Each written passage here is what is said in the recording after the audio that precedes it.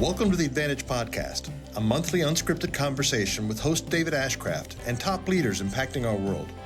Created by pastors for pastors to strengthen our leadership and expand our knowledge and influence.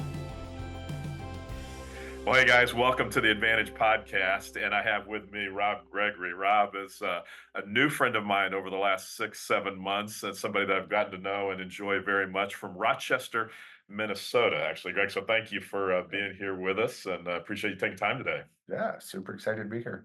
So Rob's actually a businessman, business owner, and why don't you just real quick so that we know what you do? You're in the car business. Yeah, so everybody's got a story. I went to Bible college. I remember early on being at a camp, and the guy kind of said that anything you do for the kingdom lasts forever. Anything you do in this world is temporary, so don't waste your life.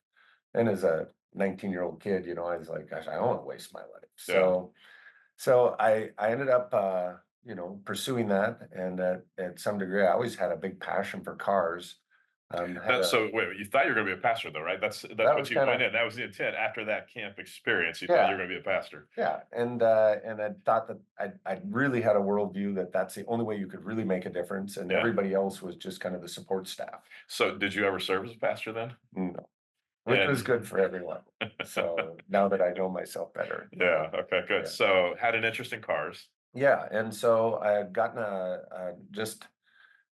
I was probably very entrepreneurial even as a kid. I remember going through alleys and picking up old bike parts, and then I'd get enough of them and bolt one together and sell it to a buddy for $10, and I always just kind of had just an interest or a knack in that. And so went to work for a guy, and he's practicing probably 50, 60 years of sobriety, and as part of his kind of personal mission, I think, it came down to you try to do something for others they could never pay you back for. Mm. So he had owned a dealership, and at this point, to fast forward, 35 years later, 50 of my friends and myself, he's helped all of us get started in our own business. 50, is that right? That's amazing. Quite a legacy for him.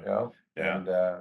And I think what really happened is he's a very mission-based guy, very principle-centered, very value-based, and truly the highest integrity person I've ever really come in contact with. Yeah. And it kind of rattled me, because like pastors were kind of this, and businessmen were kind of this, and car people were kind of even something different than that. Interesting. And so the company I worked for, the brand was called Rydell's.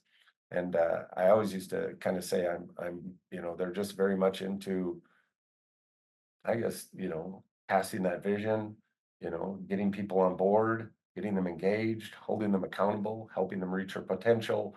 And so I kind of, started to develop a passion for that. And so let me just stop you right there. Part of the reason why I wanted Rob to come on with us today is all of the things that you just talked about are things that are very much involved in church as well. So this isn't, it's not even just a church business thing. It's just, if you're going to manage an organization well, all of those things are important. So let me just ask you real quick. I know you never share these kind of things, but you have a Chevrolet dealership, a Toyota dealership, a Ford store, and a Mazda store. And I'm in the process of helping my kids kind of take it to the next level on the mission. And so it's fun to hear you say store. Rob and I were together with another business owner that also has several stores. And so in the car world, I mean, we think of them as dealerships, and you call them stores. I was with somebody with Chick-fil-A a week or so ago, and he kept talking about restaurants and being in the restaurant business. I was like, wait a minute, what restaurant are you with? And oh yeah, I guess Chick-fil-A is a restaurant. And so so stores. So but then handing the business off, or at least in the process of handing that off to your kids. And so something you've been a part of your whole life, if you came out of college and got into the car business right away. Coming up on 37 years. That's great. I've had my own business now for about 27 years. Okay. And just kind of back up just a click. So I kind of had this opportunity to buy my first business, and I was at this crossroads because, again, still had this thing in the back of my mind that said, if you're not in ministry, you're not making a difference in the world. And if you're in business, you're the support team. And I was good with that, but I didn't know if I wanted to be the support team or on the team. Yeah. And so I'd met with this guy, he's a pastor, And he said, he says, I think you have it all wrong. He said, and basically kind of the short version is he says, you're going to be, when you're in the marketplace, you're kind of like an undercover cop, and you're going to be able to get to places and into people's lives in a way that when you're in the ministry, that caller or that perception, people will behave appropriately, tell you what you want to hear. Yeah. And it's maybe a little easier to be transparent. And so I use the kind of a saying, we're with each other 40 hours a week, and if you're lucky, you're with your congregation 40 hours a year. Yeah, exactly. Right? Exactly. That's a 77% attendance. Yeah. So, one of the things that Rob is saying here is something that we all have to be really careful with, and that's the implications, the way we say things, talk about ministry, and left you for most of your at least young adult life feeling like you were less than because you weren't in ministry, or the way you talked about it is the A team is kind of here, and those are the people Right. involved in professional ministry, business people kind of being at a lower end. And so my guess is Rob's not the only one that's heard those kind of things implied to him and taken that kind of viewpoint, which just reminds me of the caution we have to have as leaders, as pastors, the way we talk to people in our church, and make sure that we're not giving them that same impression and letting them feel less than. And so my guess is all of us have people like Rob in our congregations, business people that are successful. They're successful at leading their businesses. They're doing well, and yet don't know that they've got a place really to fit in, or a way to contribute to what's going on ministry wise, other than kind of that support role you talked about. So, Right. yeah. So you had that meeting with a pastor, and he Right. says maybe you got it wrong. Maybe you are more on the A team than maybe you suspected, and so made the decision to go ahead and stay in business then at that point and buy your first store. And it's kind of silly, and it's been like everyone's process, it's a process. This is God's process. Yeah. I don't understand it every day. I understand the direction, and so the kind of what happened is you just realize that you end up with these incredible relationships. So then at many times, I felt like I was, it just from my own verbiage, that I was way too Christian to be a business person, Mhm. but I was way too much of a business person to kind of sometimes fit in with the Christians. Interesting. They would kind of cast this beautiful story, and I go, oh, that's beautiful, but who's going to do what? Well, we don't. It doesn't really work that way here. And I'm like, huh, well, then how does it get done? Yeah. And then a lot of times you would, we kind of came up, a group of friends of mine, we called it, seeing behind the curtain. And when you see it behind the curtain, all of a sudden, there's all this insecurity, all this doubt, all these kind of unkept promises, all Yeah. these poor execution. And because there's this perception that we all have, good Yeah. or bad, um, just an inability maybe to be authentic, to be transparent, to be Yeah. vulnerable, Yeah. to say, man, you know what? How did you get from here to there? Yeah. And really starting that conversation. So I ended up kind of befriending different people in nonprofits and befriending people that were in ministry. And I found out that their hardwire was almost identical to mine. It's just their expertise lied in a It's little different different area. Yeah. Interesting.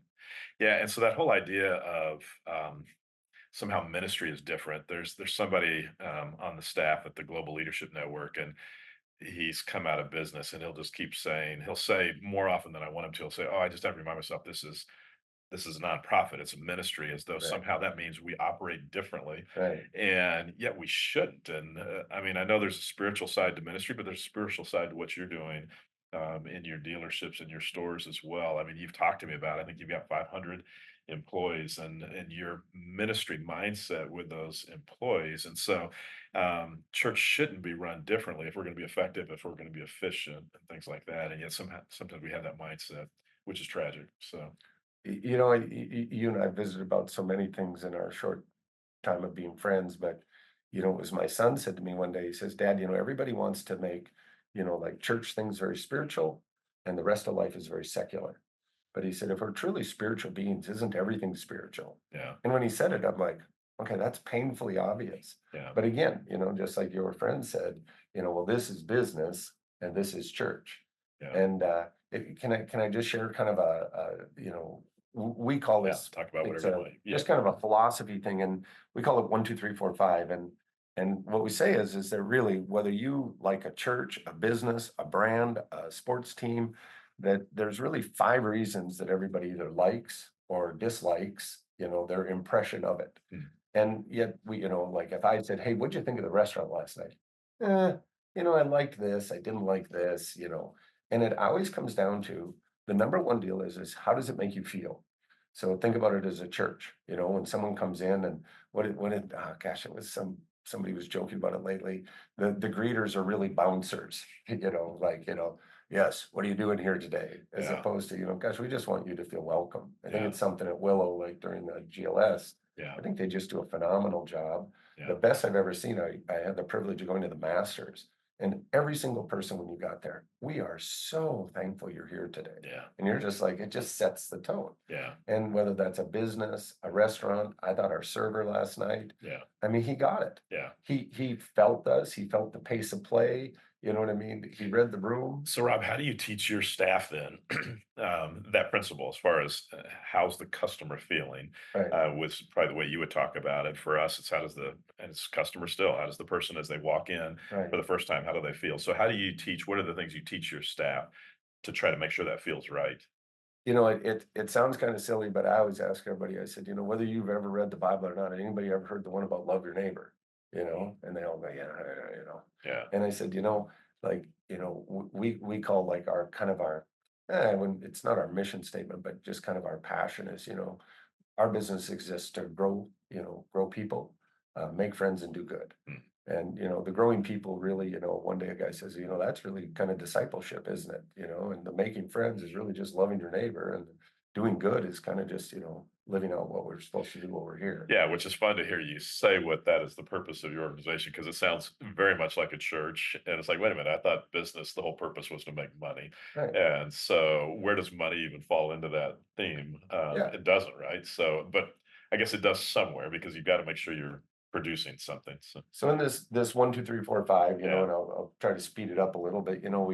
We all get a feeling from anybody we do business with, and that's kind of the guest experience. okay. The other reason that we either like or dislike it is something we've heard about how they treat the people that choose to work there, Mm. right? Mm. Oh, I've heard if you work there, they're great. In fact, I knew a guy that went to work there selling cars. Now he owns his own store, Yeah, right? yeah. That kind of that intention, right? Oh, I know a person that works at that church. It's a hot mess, but the person loves Jesus, so they're gonna stay. Yeah. Yeah. And I feel like, gosh, you're trading your life to be there. Yeah, You know what I yeah. mean? Can't we Interesting. do better? Yeah. But I think and then the third one is, we call it fuel, and money is like oxygen. If there's plenty in the room, nobody cares. You start to run out of air in here, you and I are having a wrestling match for the last breath. Yeah. So sometimes when we don't have good financial discipline, whether it's a church, whether it's a business, whether it's a family, it just puts all this extra pressure. And businesses are aimed at producing gross profit. Churches do need to go ahead and have the generosity of the people that believe in the ministry. Yeah, yeah. And then the fourth reason that we either like or don't like a business is their ability to kind of manage the marketplace. Are they adapting? Are they growing? Everybody kind of likes a winner. Yeah. Yeah. And then the fifth one is getting better. So we call that 1, 2, 3, 4, 5, right?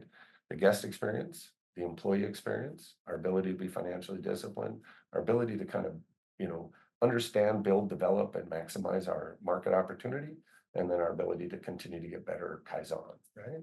So all five of those are so applicable to churches. And if we excelled at all five of those, how different our churches might be. Now, I realize the guys on those folks that are part of this podcast are all, you guys are in successful churches, you're doing well, you're not the norm. And yet we can all learn from all five of those experiences. Well, it's the reason people are either joining your church or leaving your church. Yeah. It's the reason that they're leaning into your business. I always say that the customers know your business is failing before you do. Mm.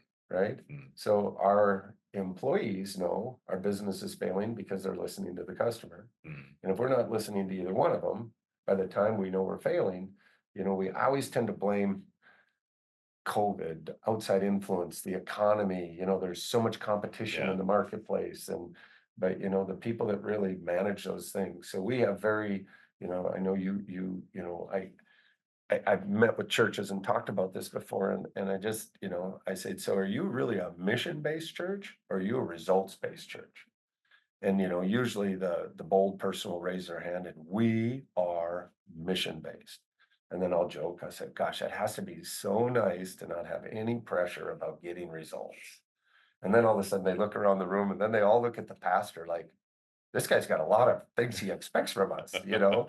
And Yeah, so it's just about getting that balance yeah, that when we have the right mission and we have the right philosophy, then I really do think the results then just become they're just the outputs based on the strategies that we're choosing, yeah, it's creating this result. I yeah, like that result, keep doing that. yeah, exactly. Based on what we're doing, it's not working, quit it. So in the church world, the pat answer is always, well, as long as one more person comes to Jesus, it was worth it. Right. And, you hear that, you go, I guess that's true, but I don't know that that really is true, that we spent this much energy, this much effort, and really only one person came to Christ. And yes, that's a great thing. And yet, could more have come to Christ? Have we done it differently or better?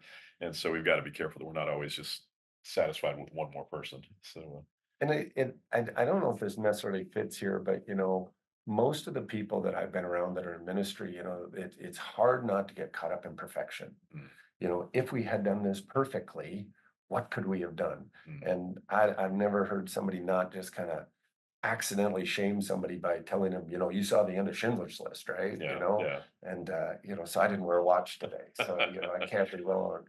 But I think again,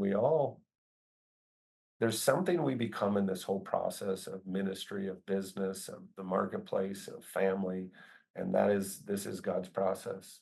This is Yeah, our, I guess, I don't know, our sanctification. yeah, yeah. So So go back to your 5 things again, yeah, because I feel like those 5 things really we could all build our churches around, and we could say, let's evaluate these 5 things. So how does the customer feel when they come in? yeah, guest Definitely guest experience, experience. And so that's got to be a big deal for you in your stores. So how right? do you guys capitalize on guest experience? I guess it's the way the salespeople are treating them. It's the way the store looks when they come in. What are some things you look for in that guest experiences? There's been a ton of things written on it, but the best I ever heard was every impression that someone gets of your church, of your business, is a moment of truth. Mm, And all of those add up to then your brand, mm, and all of those impressions. And, this is going to sound really easy, and I always ask people, do we really want a score of 99 or do we want the people to know we care? mm, You know, mm. and everybody always goes, ugh, Yeah, the number's such a lagging indicator, yeah. but I think that's the thing for me. I think it's one of your gifts. Mm, You just you like you know you never wonder if you care. mm, mm, And I mm. think that when we lead with that, and Yeah, sometimes in the efficiency, we have to get all of these things yeah. done. Gosh, I had a guy a long time ago. I was walking by him in the service department and he yells out, "Good morning." I thought, oh, and I had just gotten so fixated. Didn't even notice them there, and And him and I tell that story to each other about once a year now. And it so happened 20 years ago. interesting. But it's just easy to do. So just that, what are we doing? And I think that, building the metric around that, Yeah, and not because I say so, but just, look at your own deal. Based on the way someone treats you is why you either continue to yeah, persist or, give up on a business, yeah. right? You and I had dinner with somebody last night, as we mentioned earlier. He was telling us a story about, wasn't his father, I think, or his father-in-law, was in the hospital. The pastor of his Oh, church, I guess, came in, and I guess his father-in-law, and I may have the story wrong, but the father-in-law didn't know Jesus yet. right. The pastor came in, spent some time with him, came out of the hospital room, said to the family, he's lost. He's not going to heaven. He's kind of a wasted project almost. And this And man, said it to the guy's and daughter, yeah, says the right? guy's daughter, and she said, "We're never going back to that No, church." And it was just that whole sense of care right. and the way you're treated, things like that. So, Rob, I would think that, and I don't mean to. So churches, people come and they're skeptical. For Churches sure. come and for the first time, especially if they're not believers, then they come in and they are expecting the worst, probably as they will enter our doors. I would think that people come into car dealerships expecting the worst or The expecting they're worst. going to be worked over. And so, how we're not that indifferent. We're the same. I guess we have the same response from customers, I would imagine. So we've got to work extra hard then to show that we Right. care. Yeah. Well, then you can't fake it. And, one of the things I think, and it's just why I think it's so important to have a kind of a healthy conversation about money, because once money enters in it, it changes the stakes of everything. Yeah. And so, we were joking about it last night. All of a sudden, the pastor and the staff are referring to the guests as giving units, right? Well, what in the world, Yeah. And then if a rich person leaves your church, it's tragic Yeah. because you Yeah. lost a big giving unit. Yeah. So that it changes the stakes, right? Yeah. And then, of course, people are going to have a bad impression of us, Yeah. And So so, you're telling me you don't enjoy being referred to as a giving unit not in your yet, church? not yet. You haven't learned to But appreciate that. But it's the same thing when you walk into a convert, again, and I one of the things that I feel like was just I don't know where I learned it, but early on I thought, man, when people expect this at church, and the opportunity or the possibility is this is all opportunity. Yeah. When you go into a car dealership and you expect this, and somebody actually greets you and says they care, and our salespeople are non-commissioned. They certainly get paid to sell cars, but they don't get paid more to sell you more. Yeah. Right? Okay. And again, but it's never not about the money. So just like with church, churches Yeah. are beautiful places, but with no money, it doesn't work. Yeah. So how do we get a healthy, And that gap, then what you're saying, there's lots of opportunity. And because people come in with such low expectations, we don't have to do a whole lot to be perceived much no, higher. So just, yeah, so don't miss opportunities there. yeah, So the second one is your staff and how do yeah. they feel? So how do you guys work with your staff? What are things that you focus on to make sure the staff feels appreciated, fulfilled in their journeys with you? I think that so I tell the story. When I first, got in business, it was really simple. I wanted to buy a boat, and the fact that people worked there, I thought it was nice. I was nice, they were nice. Then I got introduced to the idea of win-win, and I thought, oh, okay, so I got to be even nicer because now these guys need to buy a boat and I'll buy a boat. We'll both have boats and it'll be really nice. And I'd say that, with the help of GLS, with the help of many books I've read, leaders, influencers, people that I went, I think that guy gets it. Leadership is a stewardship, and the people that have been entrusted to us, those are become our responsibility to help them get, and I always say that it's the best leaders are the ones that they really reach into people's lives and they help them get the hands on the handlebars of their own gifts. Like they didn't even know we helped them unpack what they didn't even know they had. Yeah. And I shared with you briefly last night, there was, gosh, I'd call it the early version of myself. I didn't, I felt kind of cheated. Like, God, all these people got these great gifts and I got nothing. And literally, and Yeah. I look Yeah. back and I'm like, oh my word, I got everything. Yeah. But somehow people gave you the impression that you didn't have value. Yeah, And so, but again, back to our kind of joking about low expectations, then there's lots of opportunity then to help right. people and help yourself say, man, I actually have more value than I think I do, or for somebody else to pour into your life and show you have value.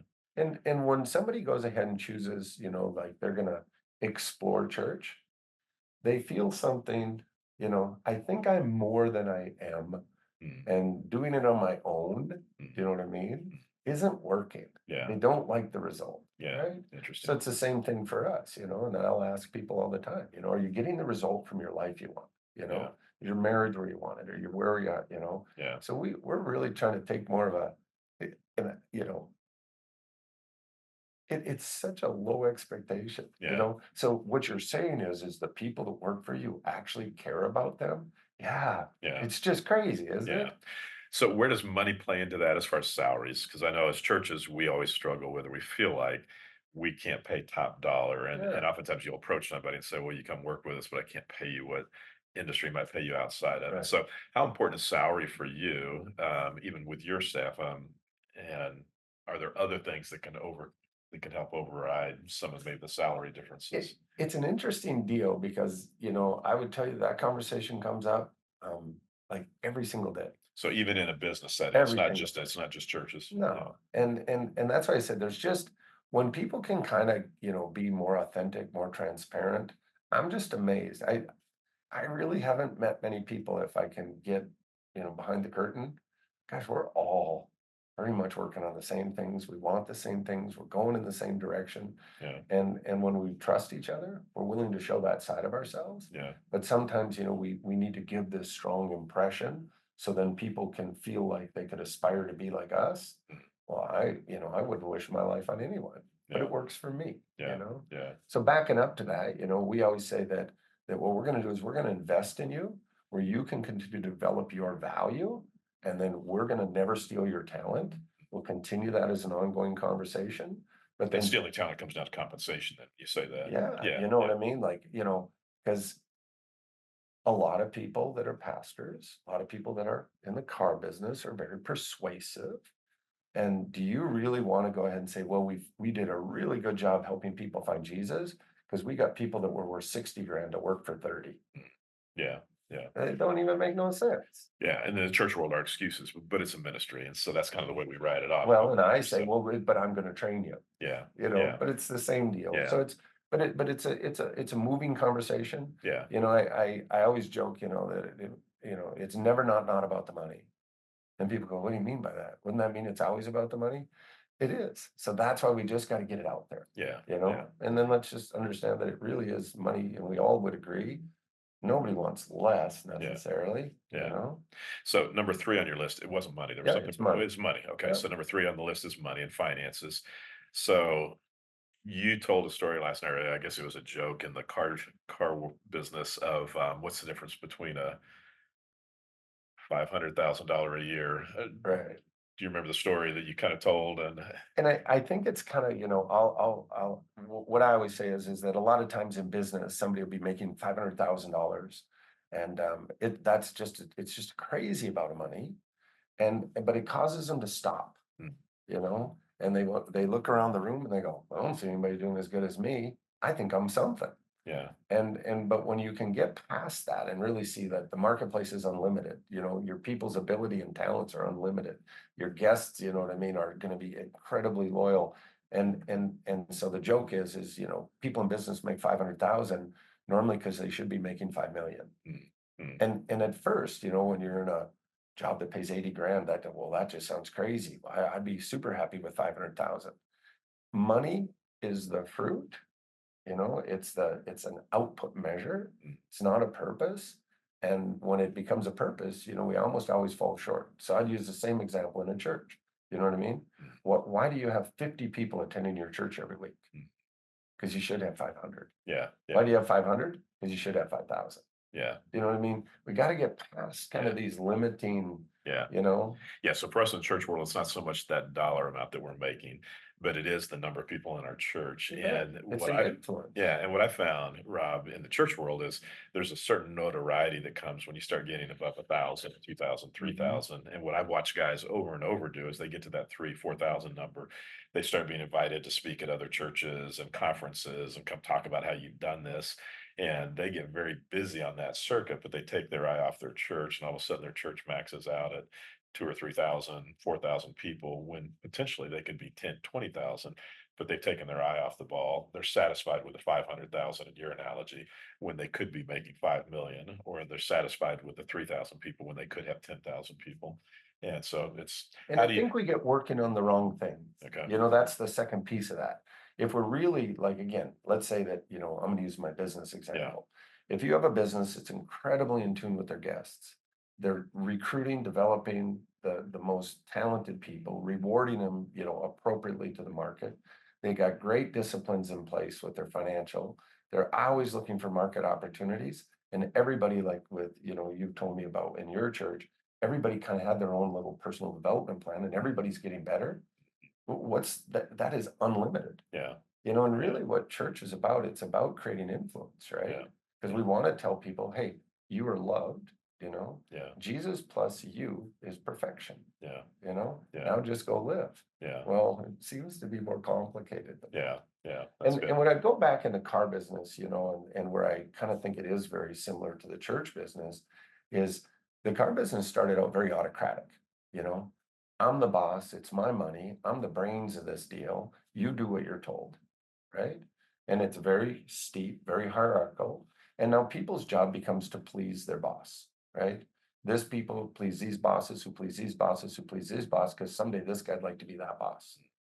But what it does is it just creates a lot of posturing, a lot of artificial harmony. Yeah. So we never really get to work on the things that we really want to work on. Interesting. if that makes any sense. Yeah. And what we don't realize is we're the ones limiting our own opportunity. So the opposite of autocratic, or the alternative then, is pouring into the staff, pouring into employees, helping them be everything they can be, and then we all win. You know, Yeah. and I think that if again, back to my deal, I oftentimes felt I was way too Christian to be in business, but I felt like I had way too many business things to really fit into ministry. Yeah. And now, like God's timing's perfect, call it 40 years later, all of a sudden I'm like, I just have this incredible curiosity that maybe they aren't as different. Yeah. Because I think people are people. Right. But I think that, in business, we say, well, we got to make a profit. And we think that gives us a free pass to be bad leaders. Mm. And in ministry, sometimes we say, well, you know what, God's work's not done. So then we think we don't have to actually, be responsible. Yeah. It's kind of, interesting. and just back to your story where you go, oh, I keep forgetting this is a nonprofit or this is a ministry. Right. I think it kind of can kind of send us the wrong message. Yeah, exactly. 4 and 5 then. Number 4 is market. Market. And just really understanding, like I always say that, whether it's right or wrong, we want to be the absolute leader in the market at anything we choose to participate in. And Simon Sinek says you have to pick what your just cause. My just cause is the development of our people. But then you have to figure out what can we be the best in the world at. Yeah. Right. Yeah. And that probably means not everything. So it means picking one thing, 2 things. And we're picking the guest selective. Experience. Yeah. Okay. I mean, we really just the guest experience, the best guest experience of any dealers in Rochester or wherever. Yeah. That and ready, people are involved. Yeah. And there's a lot of learning and sometimes it goes great, sometimes it goes less than great, but ultimately, um, I feel very fortunate, we're in a town of 100 and some thousand people. I feel I can walk in anywhere and they are my neighbor. That's cool. And we've tried to treat them like they're our neighbor. Yeah.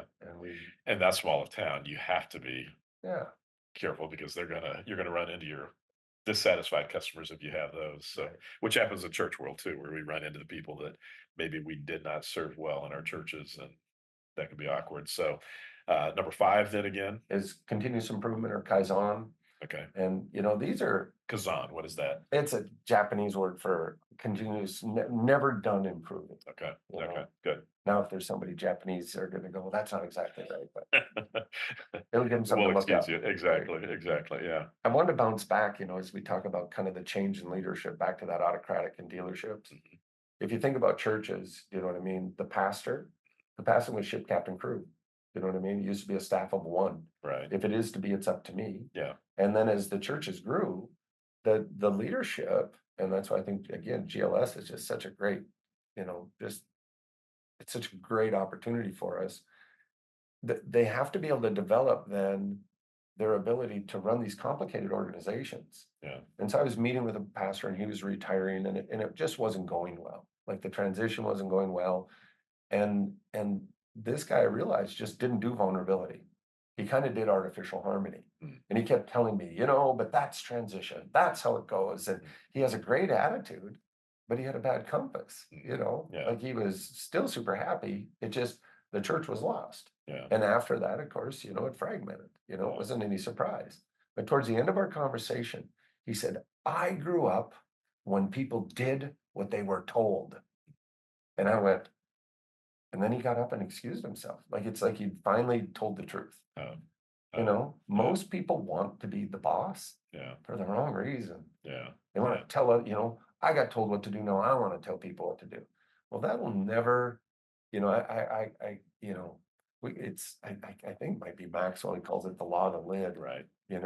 But anything great is always done through discretionary effort. And if people don't love and trust David Ashcraft, they cannot give you their discretionary effort. Yeah. You know why your church grew? Because you cared about them. They gave you a discretionary effort. And then you create kind of like a commitment with people to where accountability becomes, man, we got to do what we said we'd do. Yeah. It's an interdependence, not an autocratic, if you don't do it, the next guy will. Yeah. So there's just some things from business that have translated into church and they're messy. So Rob, I love the 5 things that you're teaching your people. all of us have Robs in our church. And so the challenge we always have is how do we utilize Right. you? You made a statement last night that stuck in my head. And I think, It's a little passive aggressive. and we may not even be thinking of the same statement, but the statement was, they want me for my money, not for my thoughts. And I think sometimes that happens in churches where there's somebody that we know that has means, that has ability financially, and we want to go after their money because we need the money. And so it comes down to care, I suppose it comes down to value, but wanting your money. And so how does that feeling come off? Like Yeah. how would you even sense that? And talk more about how that feels to you, because I think we're all in danger of doing that to people like you. Well, I always joke, I said, I truly, a lot of times, like I'll be meeting with a pastor and I offer myself and they settle for my money. And it's just like, when you're the boss, nobody wants to be told what to do. And I think sometimes business people come across as a little overly confident and they come in and they're going to tell you, if I were in charge of what you were doing, here's what I would do. And so I think that sometimes that we can kind of like we push that away. My brain is already just full, you know. And so, I think that just that, when you can develop it as a friendship. So, I use my new pastor as an example. And we just started golfing together. And then we started talking about people development and leadership and it just developed a curiosity and we would talk about it. And I wasn't trying to fix his church. I mean, Yeah. that's Yeah. his job. Yeah. It's his opportunity, it's his season, it's his turn. And I've since been able to introduce him to you, and been a great asset for him. And I think what happens is just if you have a guy that's running a complicated business, I 100% understand he's been where you're at. He's been at the point where he just wanted to wring one more ounce out of these people so he could make his quarterly numbers Yeah. because he had to report up to someone. Yeah. Um, that person sat up all night wondering, how am I going to deal with this issue with the elder board? How am I going to deal with that issue with my service department and my parts department? Yeah. And So you can relate to, there's not always people that have been able to be where you and I have been. And so we can relate to each other, even though the environments are different, they're similar. I think if you can get past, congregation and employee, Yeah, or yeah, staff and yeah, employee, just we have some verbiage that we think it must be so different, yeah. but it is very similar. So how would you tell pastors to approach somebody like you? What would you want a pastor to say to you? Say we're just getting to know each other. I just find out you're in my church. So let's give this scenario. I find out you're in my church. Well, it's probably I hear through the grapevine. So Rob has got 4 or 5 stores, Right. dealerships. He's somebody of means. And so I'm interested in the financial side of it, but I also am interested in you. So how do you like being approached? What would you tell a Great pastor how to approach you? question. So I've been in Rochester 25 years. I have never been approached by anyone from the church ever. Really? So kind of, I think you'd even mentioned this. I think there's kind of an intimidation or a Yeah. cross. So usually it's through a function, where it's some charity deal and you bump into somebody and they say, and I'm sure not the pastors, but a lot of pastors and people, I always say that there's a certain amount of ego you have to do to, when you have the boldness to stand up and tell the story of Jesus to someone and kind of the consequence of, your Rejecting that message. right? That takes a little, you Yeah. know, Yeah. and to do what most business people do takes a little gumption. And I think it was C.S. Lewis. He says, to the degree another man's pride bothers you is to the degree you're struggling with your own. Mhm. So for me, I'm at a point where I'm very aware of my pride, Yeah. and I have not conquered it. And so I think it's made me hopefully more approachable, more vulnerable. I think your place in your pastorate, where you know what I mean, Yeah. you understand that everything you did was because of the gifts you were given. Mm. Now you had to apply yourself, Right. but the way Yeah. that your brain was hardwired, you had very little to do with it. Yeah. So there's some humility that Yeah. comes with time. Exactly. And so it's a good question, but I what I was thinking about is just this idea that you have this group of people, and the frustration I always hear from pastors is they just won't volunteer, right? And I get it, but I don't really want to teach Romans to some other, I'm not equipped. Yeah. You know, I could struggle through it. Yeah. And you don't want me taking care of the nursery. Yeah. You know, because every kid, you know, they still all have dirty diapers. Good luck to you, you know. So I think that those entry points, and I forget the lady's name that was sharing that. Stephanie Chung. Yeah, and I just thought, you know, it's just really resonated with me, you know, and I don't have the answer, but I have the question. The question is what are those different entry points that somebody that's been in the marketplace, if somebody's an educator, somebody that's a pilot, somebody, what's our entrance points? Well, our entrance points, and you know, we did a father-daughter mission, my daughter and I, and for 10 days, you know, I hand shoveled and stirred concrete. But yet there was all these business leaders in that community that why didn't I say, hey, can I ever just meet with the business leaders and talk just a little bit about what's your strategy for people development? What's your strategy for, you know? Yeah. And so, Rob, I think sometimes our tendency is to go, well, you work with cars, you run a business, so you're probably tired of that. And so I need to ask you to do something different in the church because you probably, that's what you do all week long. So let me find something else for you to do. But you're just saying, everybody's got strengths in their particular sphere. So let them play off those strengths as opposed to being asked. It'd be like you asking me to come into your business and taking my experience and abilities to ask me to go fix a car. Work Yeah, in the why don't you shop. come work on a transmission? I think you'll find it interesting. Yeah, which I have no ability whatsoever. And Right. so there's no way I'm going to do that. But if you ask me to come in and let's talk about how to run the business, that'd be Right. fascinating. I'd love to do that. So Right. yeah. So we just misuse the For gifts the that people have. importance that, you know, I mean, the most important thing in the gold bars of the universe are every created person, Yeah. you know? Yeah. And like to me, you know, my kids are taking over the business and they want to talk about strategy and I want to talk about intent, you know, that, you know, that each one of these people, you know what I mean, represents a family of 5 people and, Yeah. you know, and, you know, it's just the influence that we have. Again, back to the deal. We have 40 hours a week to go ahead and help shape, you know, their journey. Yeah. And you have 40 hours a year. Yeah. You know, so Exactly. then where is that crossover, you know? Yeah. So, Exactly. Rob, thank you for taking time Yeah. to talk today. My encouragement to all of us again is we have people like Rob in our churches, and don't miss what Rob said. 25 years, never been approached by a pastor. I'm like, oh my goodness, here's somebody that has so much talent, so much ability. It's sitting right there. He's sitting right there in somebody's church, and man, let's capitalize on that. So let's not miss out on opportunities. So thank you. I love the 5 principles, Yeah. and I think that's something we can all learn from. So thank you. Appreciate the time and excited about where you're headed in the future and appreciate the relationship very much. Appreciate it. Thank you Yeah. very much. Thanks, Rob. Yep, thank you. Yeah. Thank you for listening to the Advantage Podcast with David Ashcraft and for participating in our goal to strengthen and encourage pastors and their churches so more people are introduced to Jesus across Pennsylvania. If you found this helpful, feel free to pass it along. To find out more about the work of The Advantage, visit our website at theadvantage.org.